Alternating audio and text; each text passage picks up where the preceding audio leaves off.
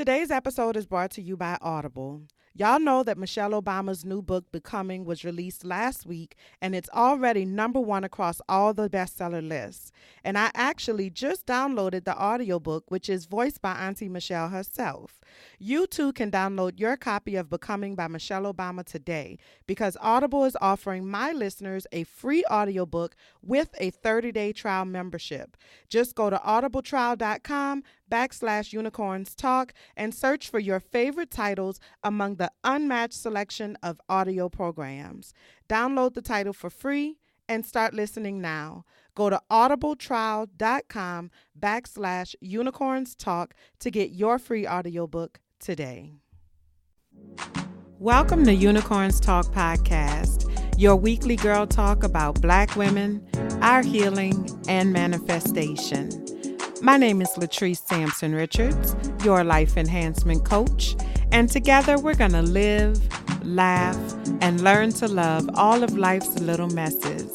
While I am a licensed clinician, please keep in mind that this show is not a substitute for your own relationship with a mental health provider. Let's go.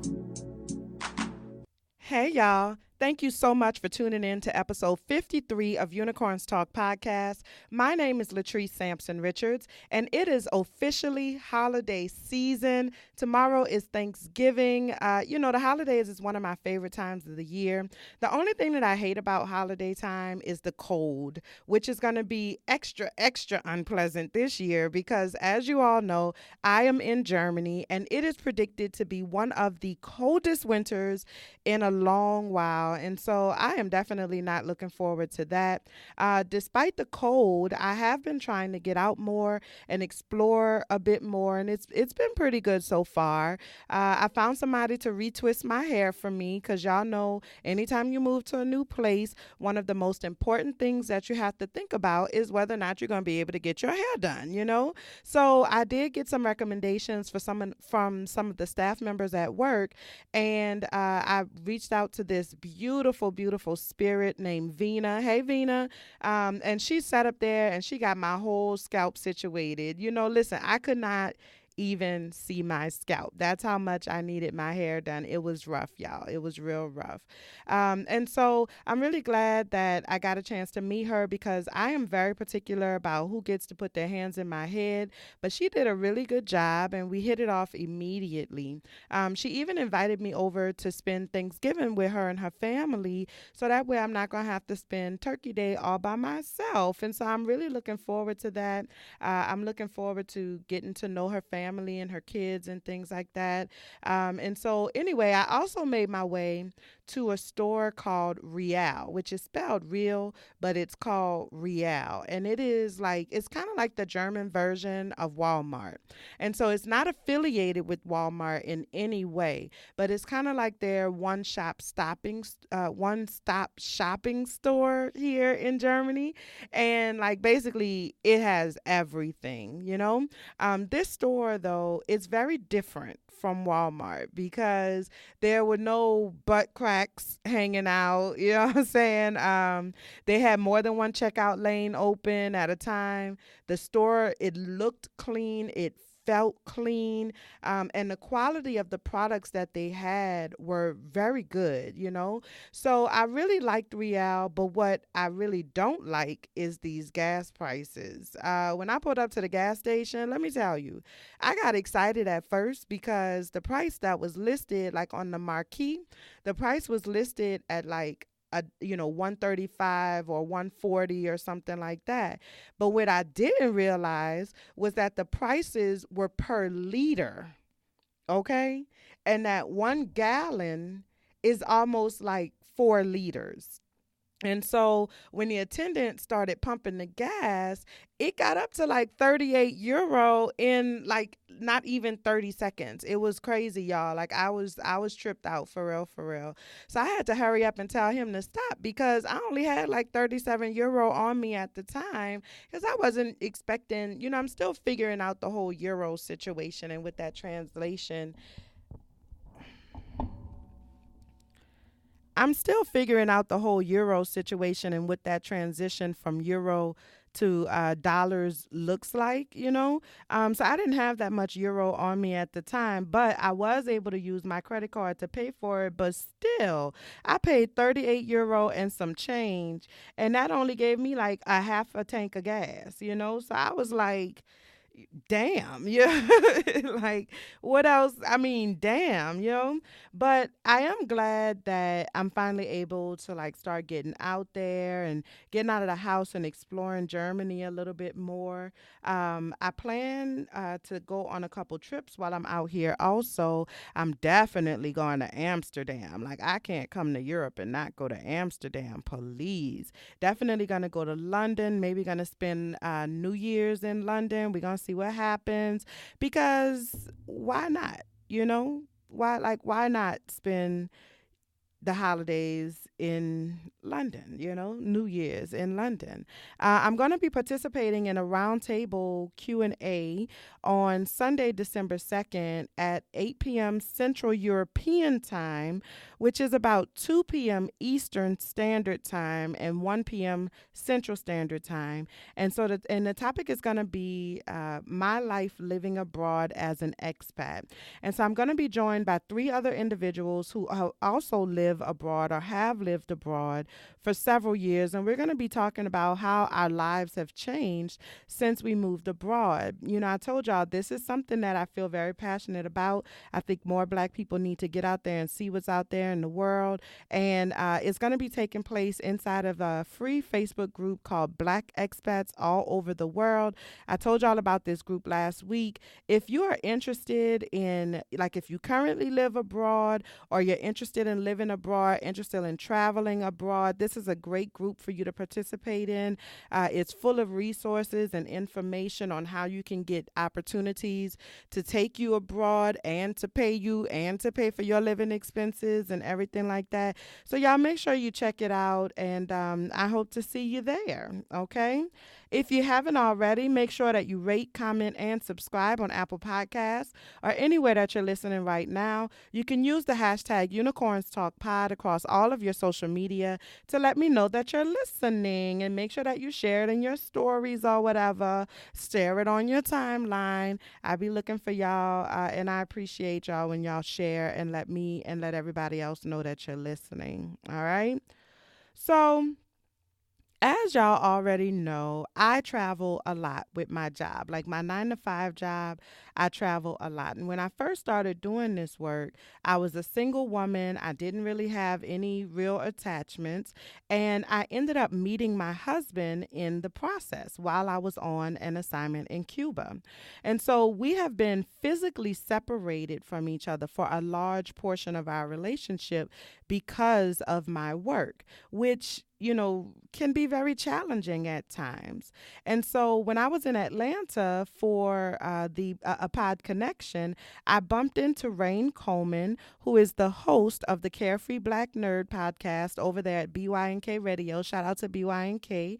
And he and I started chatting and really kind of getting to know each other. And somehow we got on the topic of what it's really like to participate in a long distance relationship, which is something that he had a lot of experience in also, because he and his husband, they met online and they spent a large portion of their relationship in different states as well. And so this is a topic that I've been wanting to touch on for a while now, and I absolutely freaking love Rhayne, and I love his husband. And so I'm super excited to share our conversation about long distance love with y'all today. We talked about our relationships and our how we met stories and, getting catfished. We talk about all of that, but we also talk about what it takes to make a long distance relationship work. Okay. And so we're going to go ahead and get on into this interview. I hope you all enjoy it, and I'll see y'all on the flip side. I'm so excited to have you on the show today, Rhayne. I am a huge fan of you in particular, but then also of your show, Carefree Black Nerd. And so when we met finally like face to face met last week at a Pod Connection Atlanta. I was like, I immediately knew who you were because you got there a little late or whatever. I But did. as soon as you walked in there, I was like, it's him. It's him. Like I immediately knew who you were. You know, some of the people is like you see the people and you're like, is that so and Yeah. so?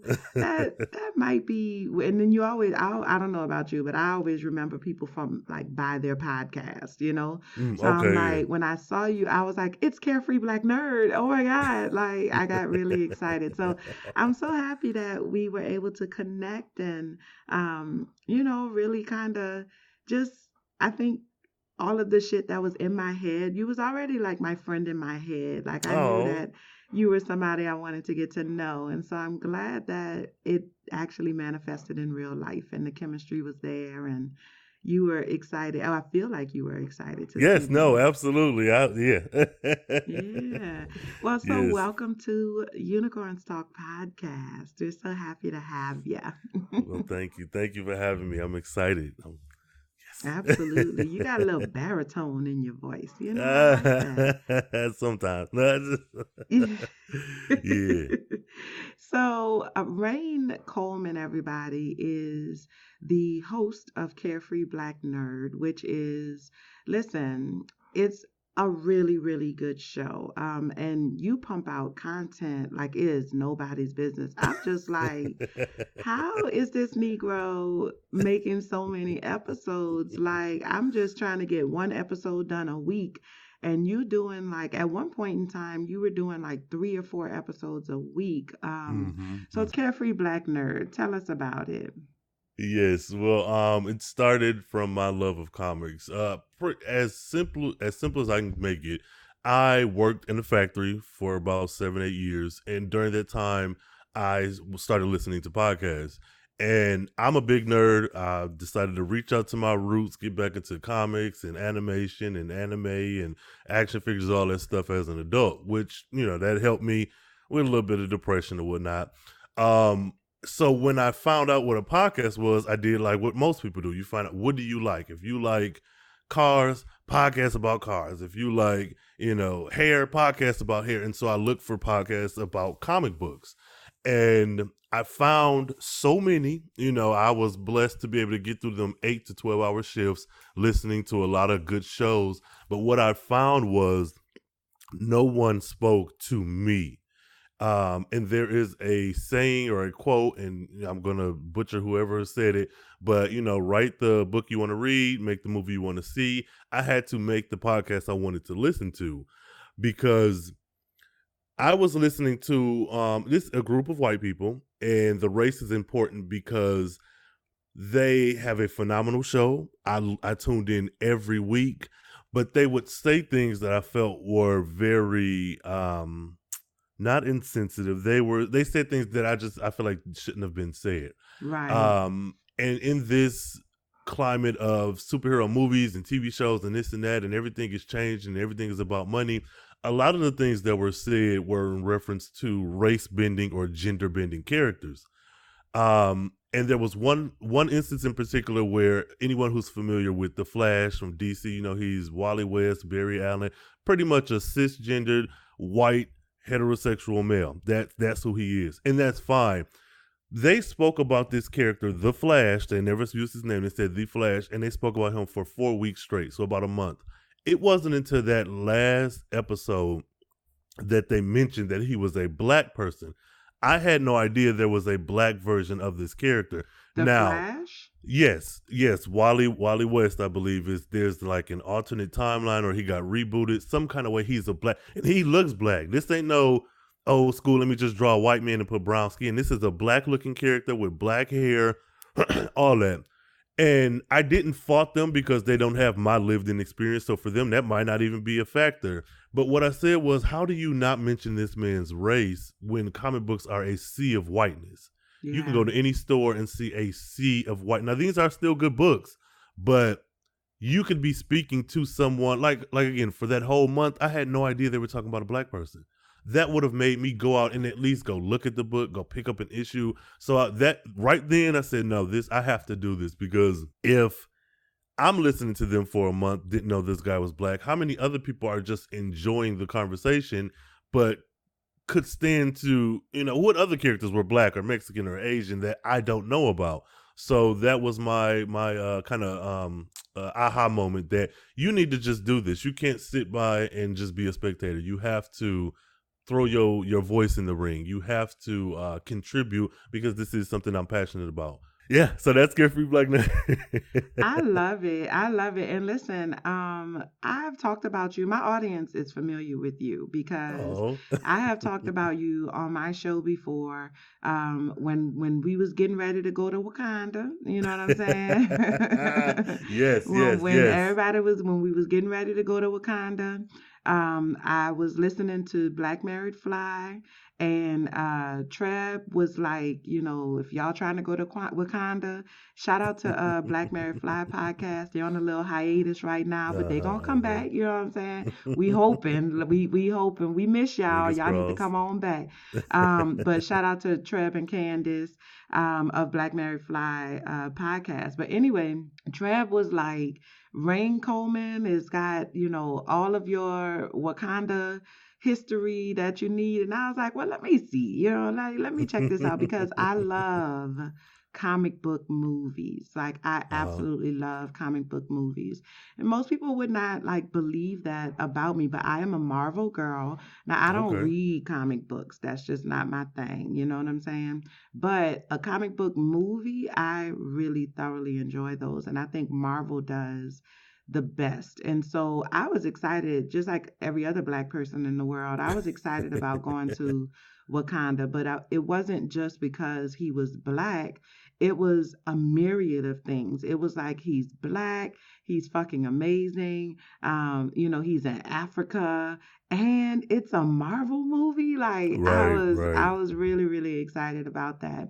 And so I wanted to make sure that, I knew my Wakanda history before I took that trip, packed my bags, and went on down to Wakanda. And so you actually did a course on Yes. your show, which I loved that. Like, I thought that was so creative.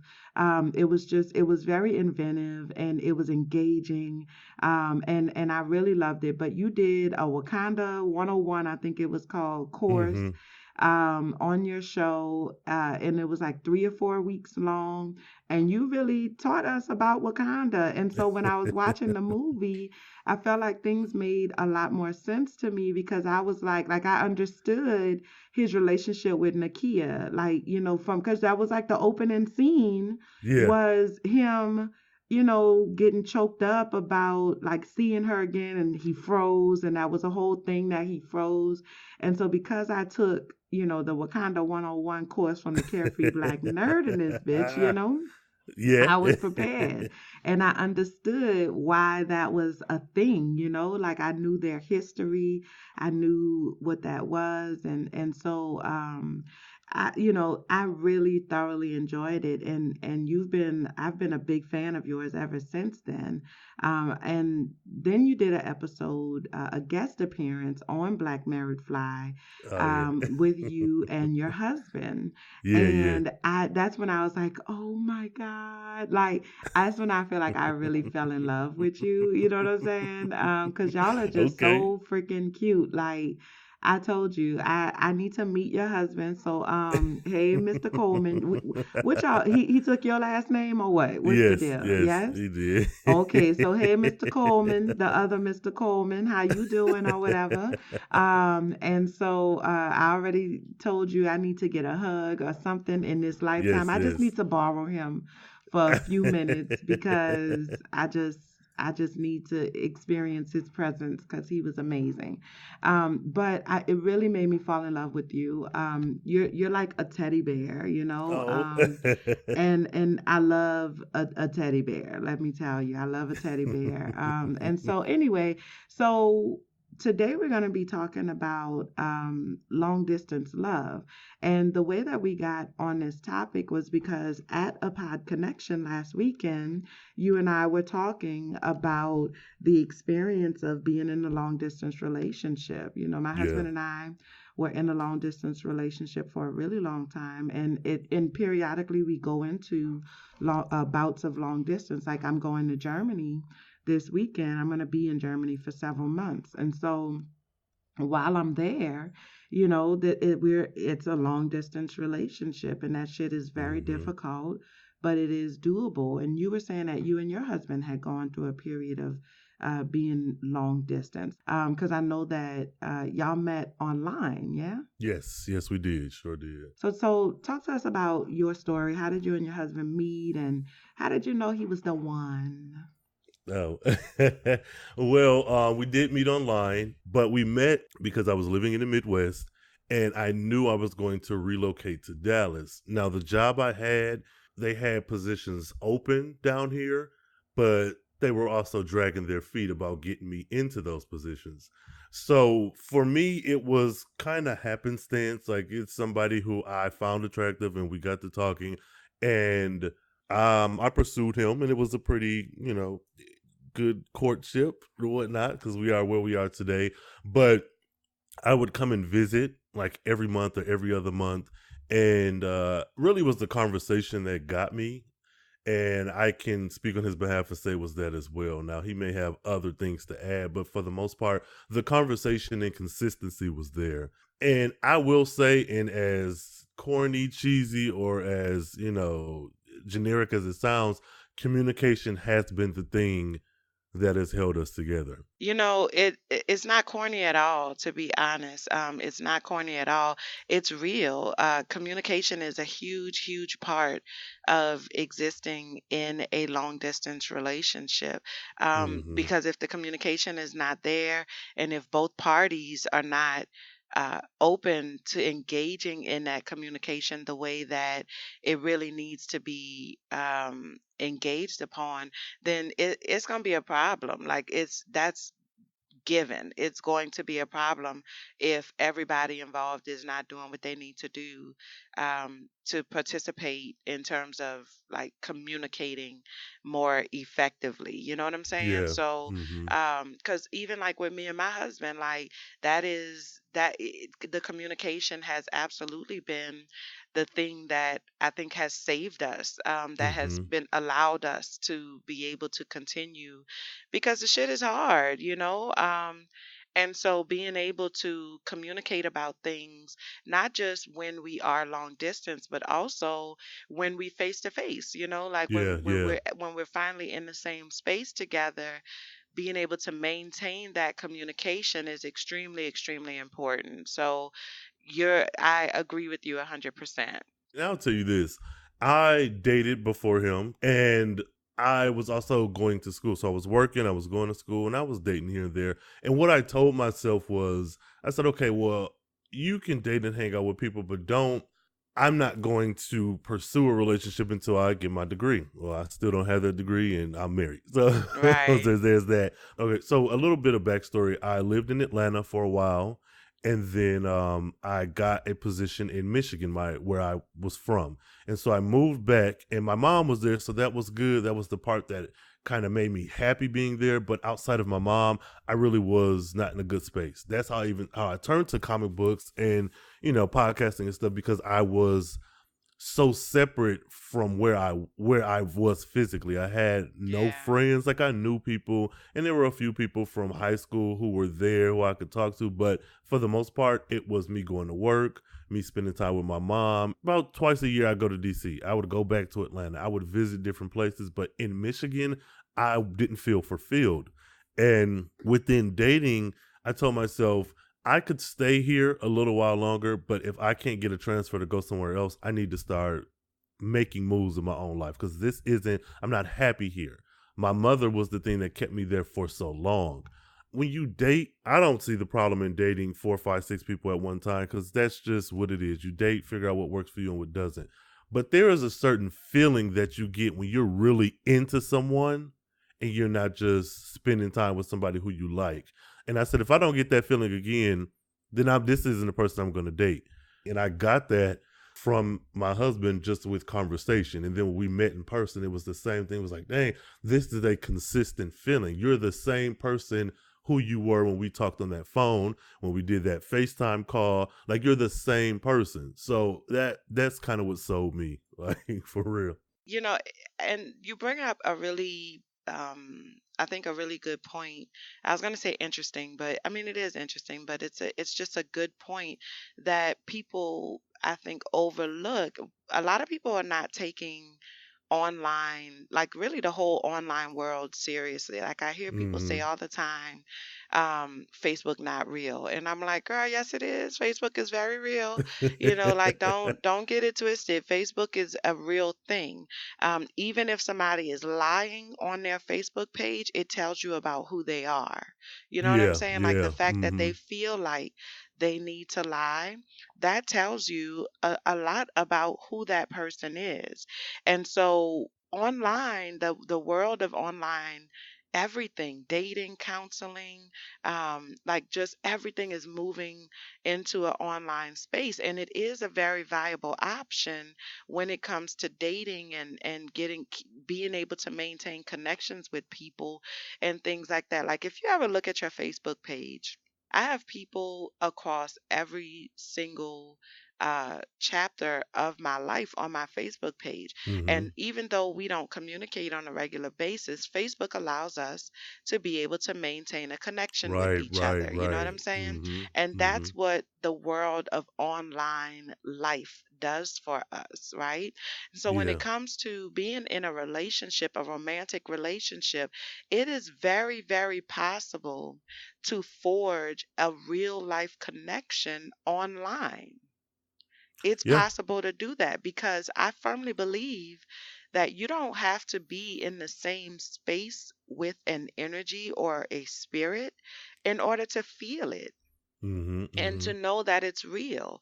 You don't need to be in the same space with that energy in order to connect with it.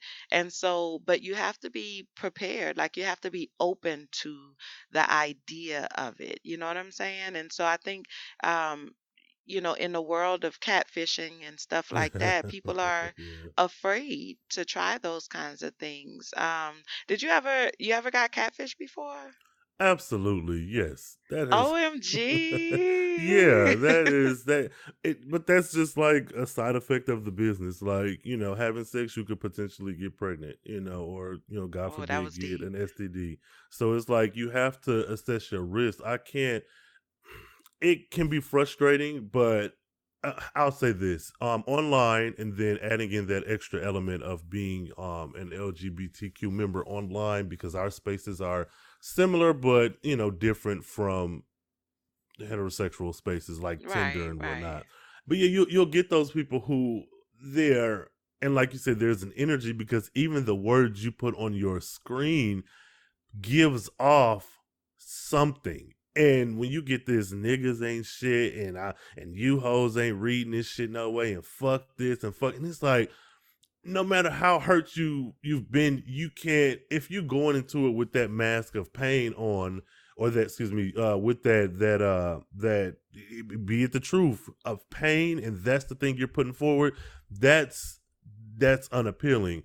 And I've talked to several people who they've had pictures of other folks, or they had a picture of them from way back in the day, or their stats were a bit different, where you say you're 6 feet and 200 pounds, but you're 312 pounds, and that's Right. and for me, it's like you said, people not taking this seriously, or you thinking that, oh well, I used to look like this, or you might feel like you still look like you did 5 years ago, but you have yet to take a selfie from yesterday. It's like, and that's happened a few times. It's just like it gets frustrating, Yeah. um, and in any space, be it you romantically pursuing somebody or you just doing that one night stand thing. Either way, there's a whole industry now built off of catfishing. You have a whole series of television shows about catfishing. So it is a real thing.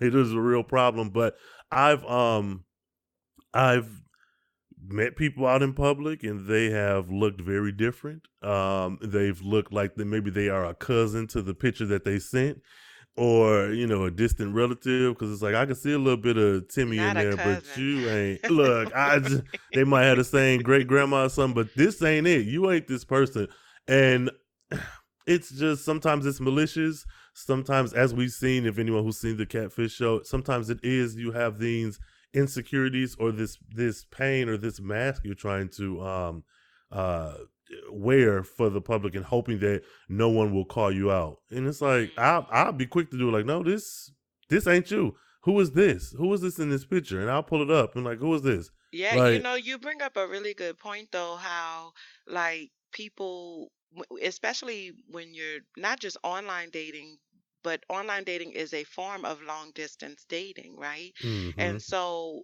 like, in long distance relationships, you have to allow yourself to be seen. Like, you have to be your true, authentic self. Because if you're not, like, so many people are afraid of not being accepted for who they are. Like you said, they'll change their stats or something like that. But you're presenting yourself, but people do that in real life too, Do and you're yep. presenting yourself as something or somebody that you're not. And so then, you get mad or your feelings get hurt when the reality of who you are comes out, and that person is like, well, look, that's not what I signed up for. You know what I'm saying? Absolutely. And Yeah. but the reality is that it's not fair. Like, it's not fair for you to present yourself one way and then to end up being somebody else. Like when the masks come off, as it were, because they never get a chance to make a decision about whether or not they want to be with you. You know, Right, right, right. and in long distance relationships of any kind, it's extremely important for you to show up as yourself every single time, because then that person can start to get a feeling for, like you said with your husband, you know, what really drew you in was that he was the same person that you knew online. That's who he was in real life. Mm-hmm. And so the Mm-hmm. feeling that you got from talking to him online or on FaceTime or whatever it was, that was the same feeling that you got from being in his actual presence. And that's Yes, because he absolutely. allowed himself to be authentic with you. He showed up, and he showed up as himself. Like, my situation is a little different, because my husband and I, we met face to face. Okay. So we met at the library. Our how we met story is so stinking cute. I'm not going to go into the whole thing, because I could literally spend an entire episode just talking about how me and my husband met. Because I love our how we met story. But we met at the library in Cuba, and he came and sat at my table. So for the first 6 months of our relationship, it was a typical relationship. I mean, it wasn't typical because it was in Cuba, and dating at Guantanamo Bay is like dating in a freaking time capsule. Like, it's insane. You know what I'm saying? Like, it speeds up. I think it really speeds up that process a lot, because it ain't shit else to do. And Yeah. so you end up spending all of your extra time with each other, getting to know each other, getting comfortable with each other, but it just kind of felt right from the very beginning. But for the first 6 months of our relationship, it was a typical relationship. We saw each other every day. We went out on dates and stuff like that. And then my assignment came to an end.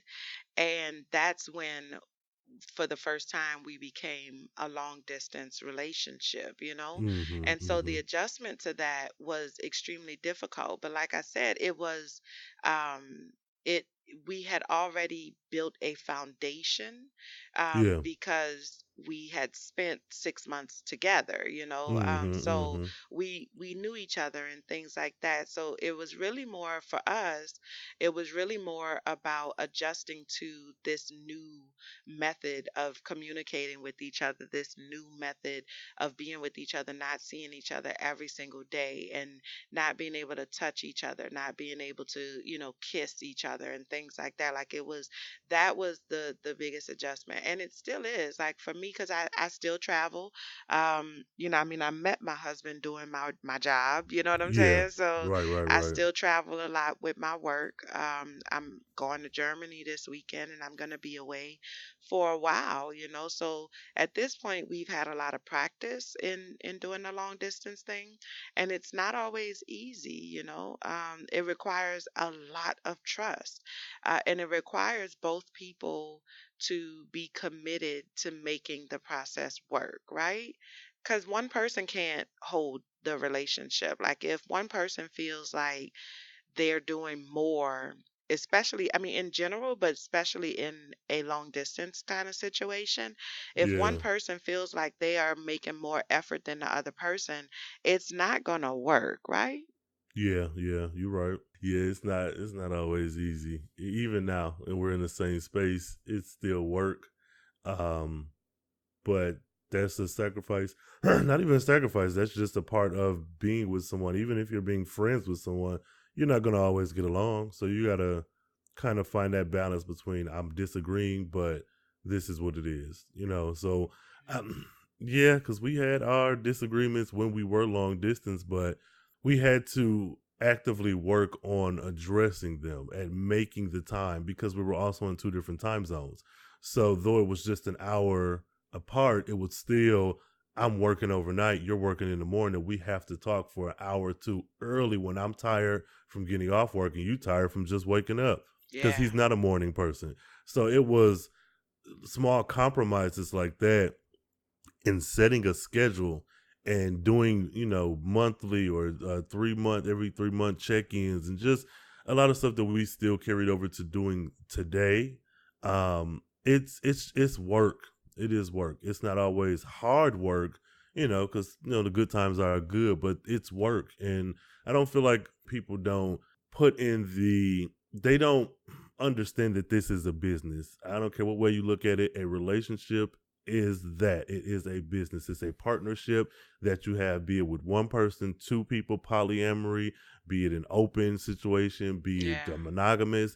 It's a relationship. It's a partnership. And so one of the things that we do is we check in now. Okay, it's been 4 or 5 months. We need to sit down. How do you feel? Am I holding up my end of the bargain? What is it that you want from me?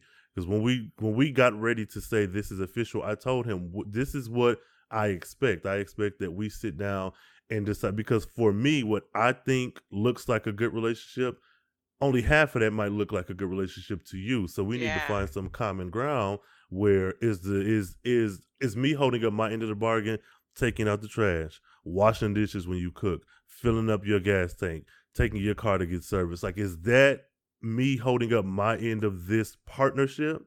And then in turn, are you cooking for me? Are you telling me when you're tired so I know not to expect you to do these things where I can pick up this? Like, it's just, you got to find out what works for you. And with us having that added element of being a queer couple, not having to conform to certain heteronormative roles and what am I trying to say? And expectations, there are certain things that we can change or we can alter about our relationship that, first of all, is ours. So I don't give a fuck who thinks what. But for the outside Okay. looking in, right, it doesn't have to make sense to you because we've made it make sense to us. And that's been a ongoing, not battle, that's not the word I'm looking for, an ongoing conversation, I'll say. Well, and that is so important that you brought that up because people don't understand, you know, any type of relationship that doesn't fit into whatever the box of normative is, Mm-hmm. people really struggle to wrap their minds around it, whether that is a queer relationship, if that is a long distance relationship, if that is, my husband is Jamaican, you know what I'm saying? And so there's some people in my life that really had a hard time with that, and I'm Oh like, yeah. okay, yes, yes. Mm-hmm. Because that show 90 Day Fiance, Oh like, yeah, yeah, yeah. yes, like everybody assumes that if you're dating somebody that's not American, that they just trying to get a green card. And it's like, listen, getting married is not the only way for a nigga to get a green card. You know what I'm saying? Like, my husband did not need me to get his green card. And Right, to be right. honest, if the only reason why he was with me was to get a green card, then I feel like he got the short end of the stick. You know what I'm saying? Because I am Mm-hmm. a lot, like I like dealing with me, dealing with my personality. I am a lot. I'm a good woman. This I know. Don't get it twisted. I cook, I clean, I wash drawers. I take care of my husband. You know what I'm saying? I love my husband. I take care of my husband. But personality wise, in terms of being in a relationship with me, I know Mm-hmm. that, I'm not the easiest person to be in a relationship with. And so Mm-hmm. there has to be easier ways to get a fucking green card. You know what I'm saying? Like, there just has to be a Yeah. easier way to go about doing this.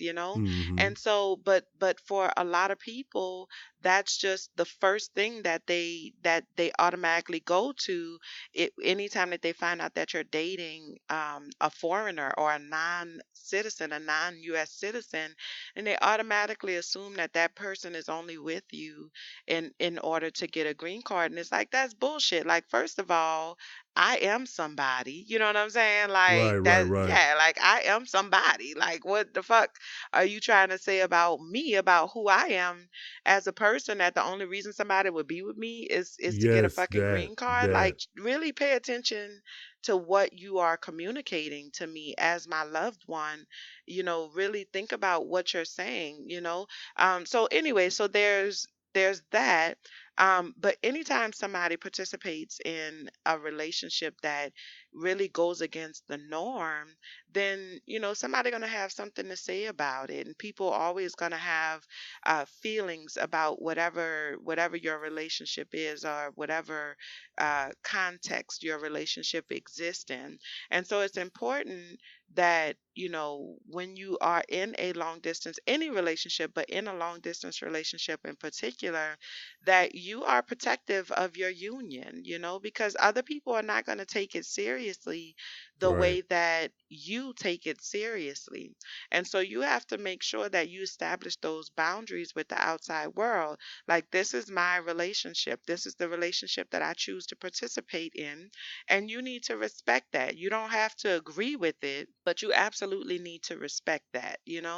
And I'm not going to allow you to be disrespectful of it, because somebody always going to have something to say. Somebody Always. always going to have a joke to crack. Somebody always going to have a negative comment or an opinion that they are unsolicited ass opinion That that part. they want to throw out into your relationship situation.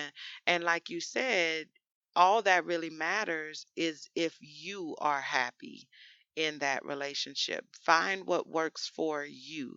What is it that we need to establish in this relationship in order for it to work? Like, for me and my husband, when it became evident that we were going to have to go long distance, that I was going to have to leave, because I tried real hard not to have to do that. You know what I'm saying? Because why, if I don't have to? You know what I'm saying? Right, right, right, right, right. But that just wasn't in the cards for us. So when we decided, okay, so I'm leaving, what are we gonna do? We want to maintain this relationship. He was like, both of us were like, we want to maintain this. Like, I actually love this person. I want to see what happens. You know what I'm saying? So, okay, these are the ground rules, right? And like I told my husband, there cannot ever be a day that goes by that I do not hear your voice and see your face at least Right. once. I don't care if it's for 5 minutes. I don't care how long it is. There cannot be one day that passes that I don't hear your voice and see your face. And we figured that out. Like, he agreed to that, and that's what worked for us. Mm-hmm. We talk every single day. We communicate every single day, typically multiple times a day, Yeah, yeah. but at least once a day, every single day.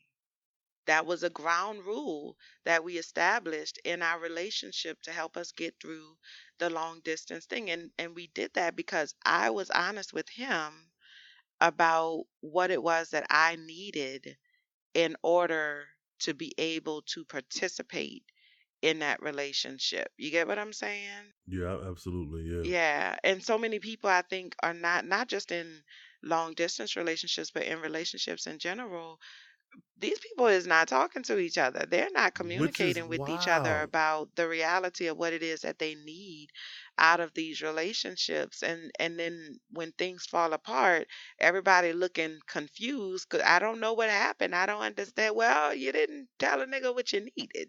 Like That. that's what happened. You never communicated. Y'all didn't talk. Y'all didn't say, "Hey, I don't like that shit. Don't do that shit no more." Or you didn't say, "I really like that. I wish you would do that more." Like we need to be able to communicate, especially in a long distance relationship though. One thing I'll say, my mother kind of ingrained in me, and one of the things was by accident, because I was raised as an only child. When I would go out and play sports and have after school activities, it was always let me know where you are so I'll Yeah. know where you're not. So, and this is something I've carried over to my relationships, and it's not for everyone, but I let my husband know you're in Dallas, I'm in Michigan. When you're going somewhere, I need to know where you're going, because if you go to your sister's house in McKinney and then there's a shooting in Irving, I know you're not in Irving. Yeah. That's important to me. So even now, it's not a short leash, but it's like if you're gonna hang out with your friends, cool, hang out, do that. I'll do the same. But if you know, hey, we're gonna be down in Fort Worth for a couple hours, say that. So again, if a McDonald's explodes over in Carrollton, I know you're not there. And for some people, they couldn't handle that, and I'm like, well, that's fine. But part of my requirements for this relationship is for me to know what's going on. Now, again, you with your friends, hang out, go out all day, all Saturday. That's fine. I don't need to know every single stop you make, but I need to know something, so that if something does happen, and this may be a bit paranoid, but I watch a lot of ID channel. It was only me in the house growing up. So I need to know that if, God forbid, something happens, the police come to me, I can say, well, this is the text I was sent. I was sent that him and Kelly and Marcus is down here, at 5th Street in Fort Right, Worth at 5 right. foot. I need to be able to tell them something because I'm your partner. And the same goes for me. When I hang out, hey, we finna go, hang out at Marcus' house for a minute. Remember where he stayed? Well, this is his address again. And that's something that my mom did when I was younger because I was so active and it was just the two of us in the house. Yeah, I send my husband like wherever I am, even when I'm in another country, I always let him know where I am. Mm-hmm. And Mm-hmm. I'll send him, we use WhatsApp to communicate. And so I'll send him, you can send your location Yeah. with WhatsApp. And so I'll say, hey babe, I made it to the party or whatever, and then I'll send him my pin drop, like I'll send him my location just so that he knows, like even like later today, oh my God, I have to learn how to drive a stick shift. Okay. Oh. Yes, like a manual transmission car, and I need to learn before Saturday. So I'm not really looking forward Okay. to that, but I have my appointment today. I purchased some lessons, you know what I'm saying? Okay. So I have my appointment today, and so I'm gonna take an Uber over there. And so I'm like, anytime I get in the Uber, like I text him and I say, hey babe, I'm headed to such and such. And then Uber has a feature where you can share your route with Okay. another Good. person Oh, nice, so nice. that Okay. while I'm in the Uber car, he literally knows exactly where I am while I'm in that vehicle, while I'm with that Uber driver. He can pinpoint my exact location. You know what I'm saying? Which is a safety thing, like it really is. It's a safety thing. Like this is my person, like he is my person. And it really is just the two of us out here. Like it's me and him. And so, it's important that he be given the opportunity to show up for me if the need arises. You know what I'm Right, saying? right. Like if he needs to show up for me, he needs to be able to do that. And so little things like that really allow for that to be able to happen, you know? Talk to me a little bit about the transition from long distance relationship to now a more traditional type of face to face relationship. What was that transition like for y'all? Because a lot of people struggle in making that transition because you get, in long distance relationships, you're still living separate lives. Right, right. And so moving from living these two individual separate lives into then enmeshing your lives together Hmm. can be a struggle, and some people are just not able to make it through that and make it past that. So talk to me about what your transition was like, going from living separately and like literally in two different cities from each other, to Hmm. then now being in the same house and um, being face to face and having more of a traditional courtship. It was a pretty smooth transition overall because I was visiting for so long, and though it was visiting, so a hotel here, staying with in-laws there, it we had a clearly defined set of rules for who does what happens here, what does this look like, what does this new life look like. And so we started off with bills because number one cause of divorce, I'm sure, is probably money, and then like adultery. I don't know. So we started off with bills, and it was who's going to pay what. But honestly, because the transition was so traumatic, we came off of me leaving a very good paying job, my mother passing away, and then having to deal with that. So it prolonged where I should have been here a month sooner because of my mother passing and dealing with family stuff. I got here a month late. So the literal transition from living in Michigan to being in Dallas was a very jarring one, to the point where, because we were kind of focused on this traumatic stuff, that everything else okay, I'll say, to our credit, we did communicate a lot and we set a lot of stuff up before I left, so we were able to focus on the traumatic part, if that makes sense. It does. It does. I totally understand that. Okay. So that, in that sense, it was a smooth transition, but it was also like you coming off the heels of this thing where it honestly, for me, felt like I was entering a new chapter in my life.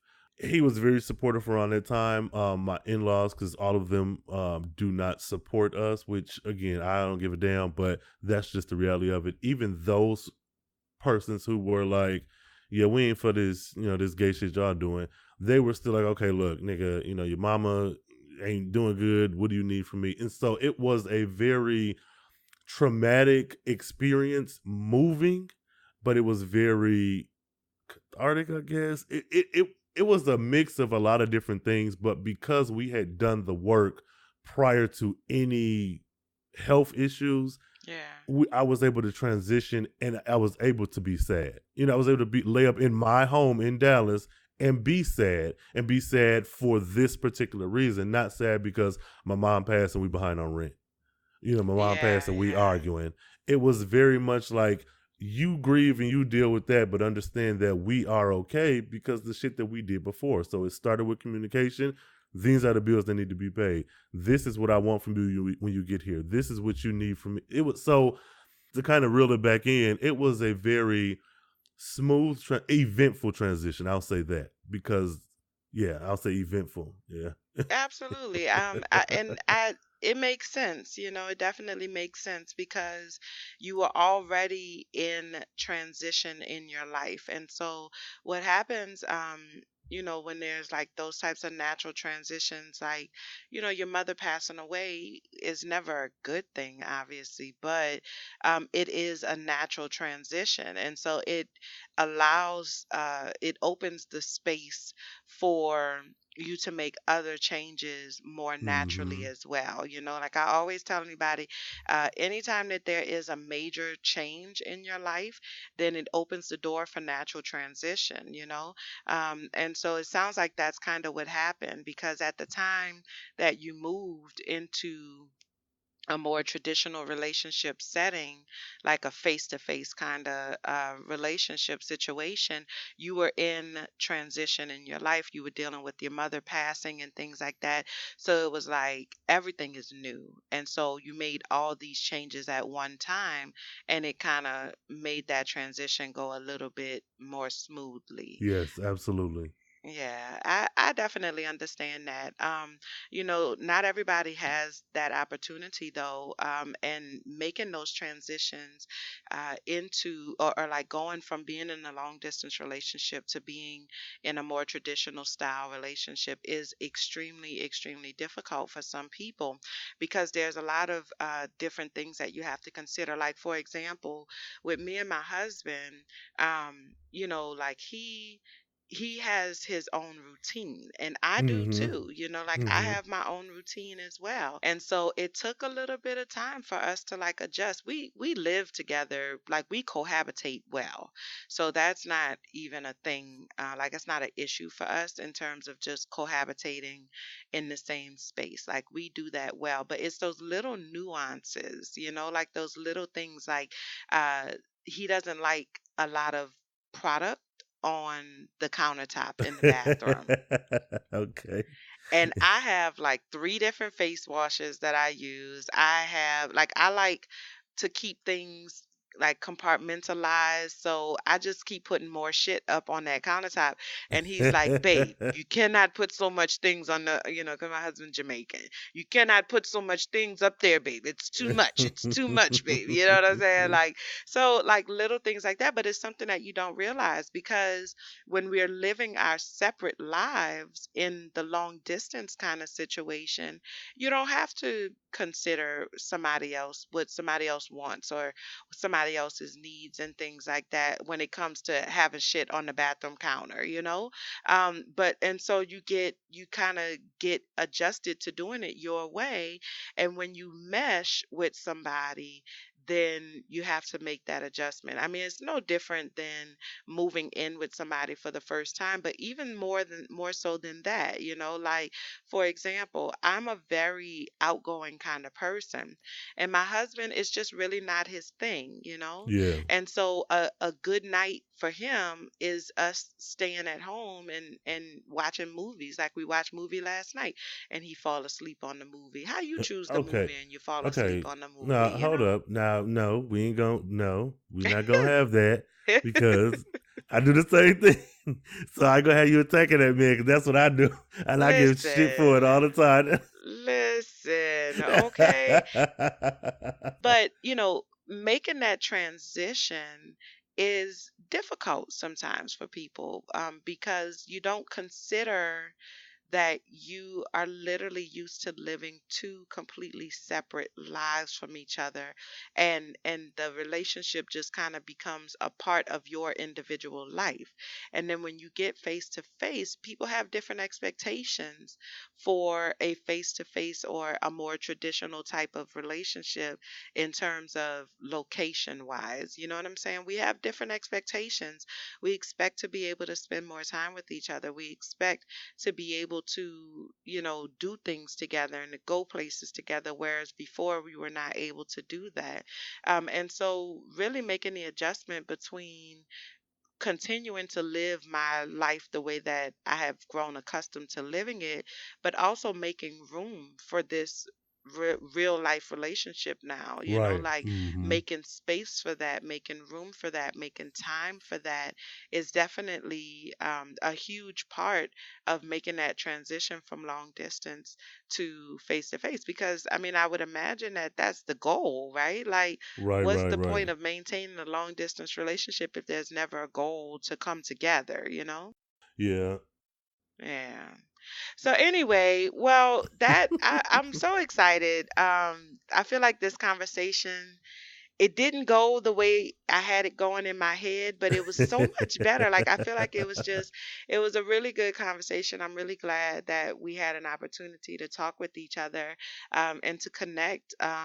In so many different ways. I definitely don't want this to be our last conversation with Oh each no, can't other. be.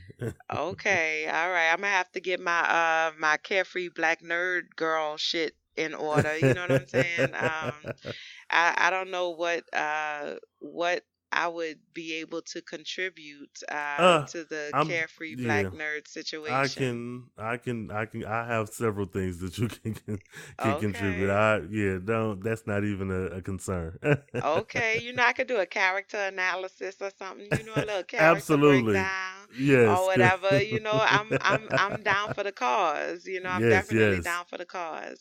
So Rain, go ahead and let everybody know how they can get in touch with you, how they can listen to the Carefree Black Nerd. I know some of y'all still trying to go to Wakanda. I went to Wakanda just a couple weeks ago. You know what I'm saying? So maybe they need to get caught up on Wakanda 101, or get Yes, in touch yes, with their yes. inner carefree black nerd. Let them know. Well, everyone, carefreeblacknerd.com is the hub for all things carefree black nerd. Twitter and email is probably the most immediate ways to get in touch with me. Carefree Blurred on Twitter, but carefreeblacknerd at gmail.com. I have several shows. I have review shows going on. I have the Road to Wakanda, the 101 study course. A few like Living Single review. I got Insecure, Black Lightning, Riverdale, all that geeky shit. So if you want a little bit of nerd fix, I feel like there's enough things that if everything ain't for you, you might find one thing that is. And I'm very, very open to conversation. If you like something I said, you didn't like it, you want to know more, you think I should talk about something else, I'm open to that. Criticisms and all, because it's podcasting for me is a conversation. So all other social medias, Carefree Black Nerd.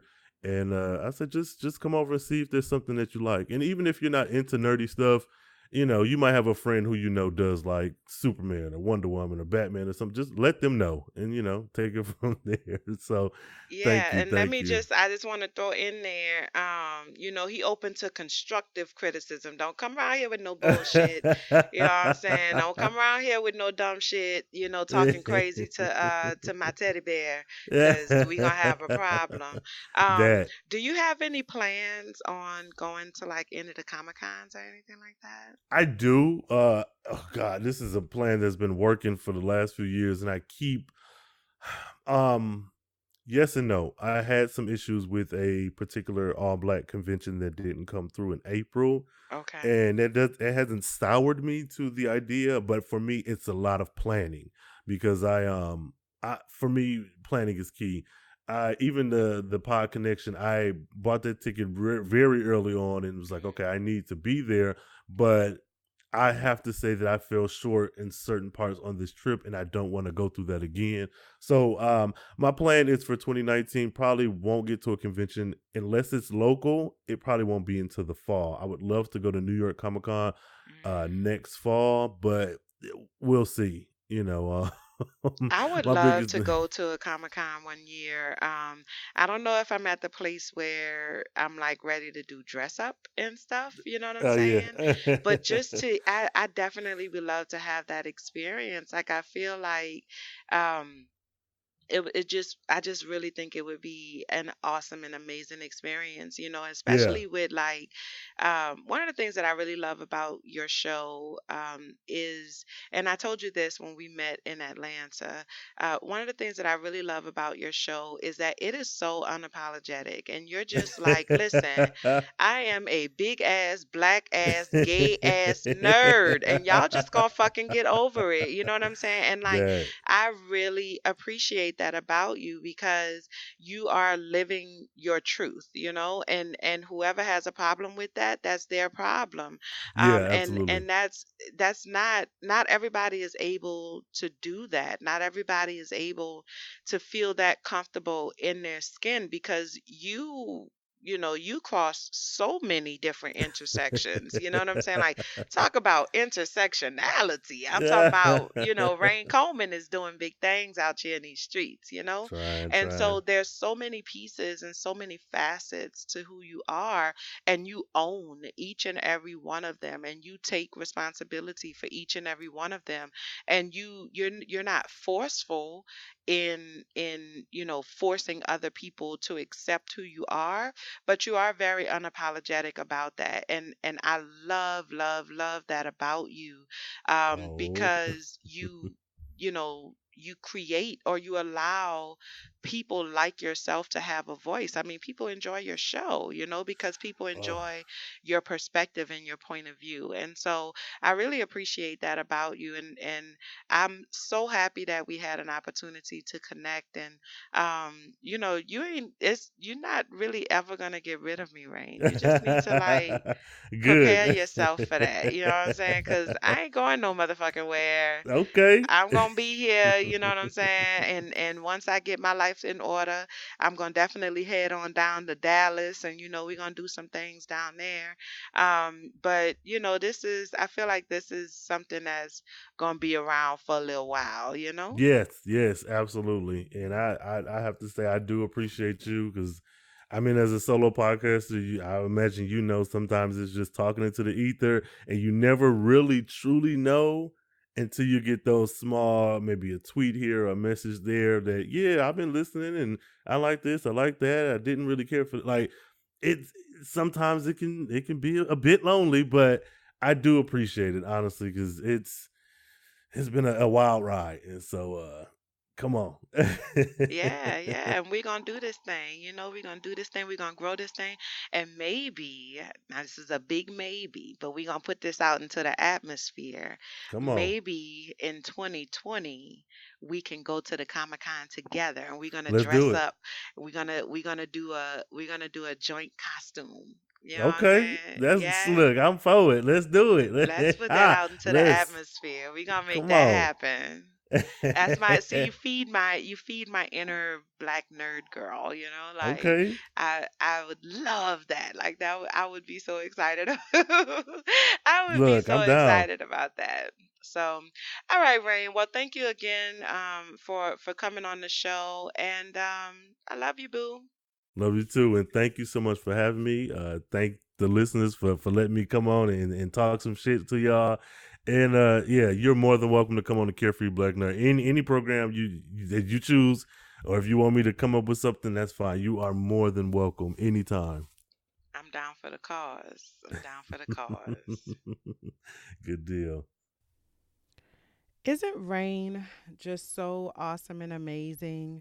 I want to say thank you again to Rhayne Coleman over at Carefree Black Nerd for participating in this conversation with me and just for being fucking awesome and amazing. And I hope you all enjoyed that as much as I did. I want to know your stories of long distance love. Are you participating or have you ever participated in a long distance relationship? Do you have any tips that you would add to the tips that we gave or to the things that we discussed about what it really takes to make a long distance relationship work? Because I think so many of us, especially nowadays with the online, like everything is happening online right now, and we're crossing cultures like never before. And I just don't want anybody to miss out on a great opportunity to find love because they are afraid of being in a long distance relationship. It's hard. I ain't gonna lie. It's hard, but it is something that's doable and it can be very, very rewarding if you allow yourself to really be open to that experience. So I want to hear from y'all. Let me know what your thoughts are. Let me know what your experience has been. And if you have any tips, go on and let me know that as well. Okay? Coming up next is High Five.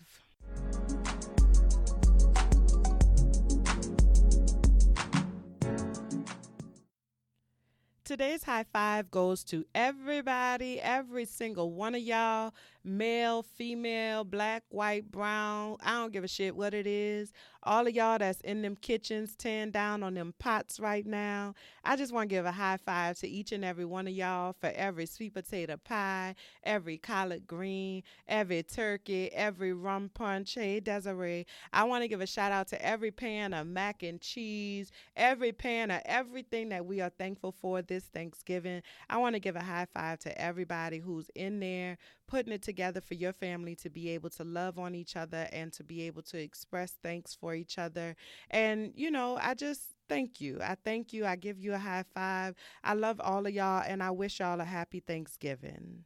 All right. So today's reality check is is something that's really important to me.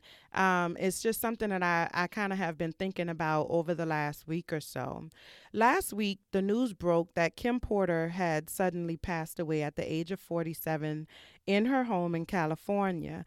Now, Kim is best known as the ex-fiance of Sean Diddy Combs, whom she has 3 children with, in addition to her eldest son with Albie Shore.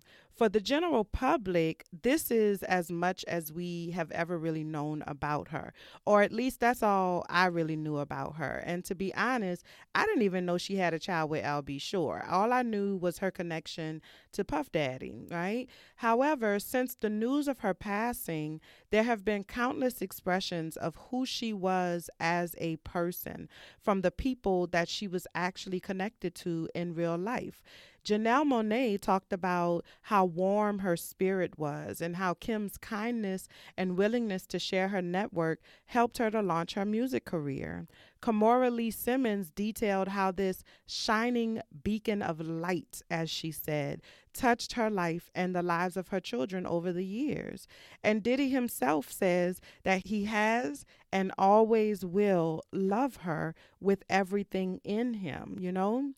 This weekend, I also attended a going away party for one of the staff members at the facility where I work.